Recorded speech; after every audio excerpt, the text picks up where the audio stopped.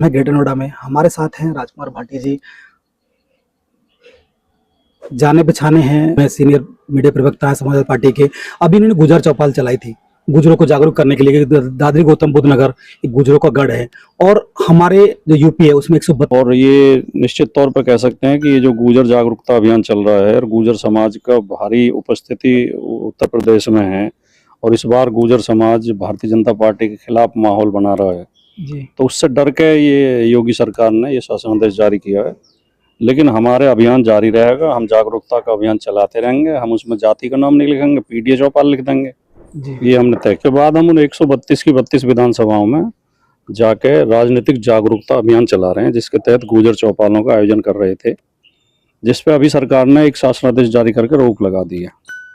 तो ये हमारा अभियान है और हमें नवंबर में एक बड़ी रैली करनी है दादरी में, जिसमें श्री अखिलेश यादव जी उस रैली में शामिल होंगे। सर दादरी गौतम बुद्ध नगर है दादरी गौतम बुद्ध नगर ग्रेटर नोएडा में जी जी एक बड़ी रैली की जाएगी, जिसमें 132 की 32 विधानसभा क्षेत्रों से लोग शामिल होंगे और ये लगभग 1 लाख लोगों की रैली होगी। भारतीय जनता पार्टी के योगी जी के शासन में सबसे ज्यादा गुजर समाज का उत्पीड़न हुआ है, गुजरों को अपमानित किया गया है जी। न तो गुजरों को सत्ता में हिस्सेदारी दी गई है। ये पहली ऐसी सरकार है आजादी के बाद जिसमें कोई गुजर कैबिनेट मिनिस्टर नहीं है जी। और किसी गुजर की कोई हैसियत इस सरकार में और इस पार्टी में है नहीं। पूरे 75 जिले हैं उत्तर प्रदेश में, उनमें केवल एक जिले का अध्यक्ष गाजियाबाद का एक गुजर बना रखा है।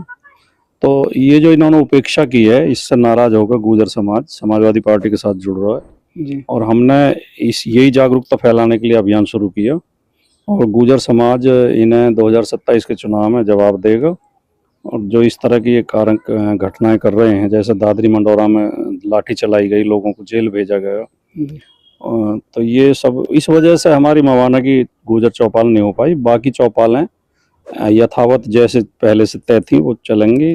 मदन भैया, एक पत्रकार ने उनसे पूछा कि आप किधर हो, क्या है आपको, माननीय मुख्यमंत्री जो योगी जी हैं वो अच्छे हैं या सपा के जो पूर्व सीएम रहे हैं अखिलेश यादव अच्छे हैं? तो उन्होंने गोलमोल जवाब दिया। कहीं ना कहीं संदेश कुछ ऐसा तो नहीं है कि भाई 2027 में जाट भी इधर भी हो भी आरएलडी भी इधर हो, ऐसा कुछ आपको? नहीं, इस बारे में मैं कुछ नहीं कह सकता।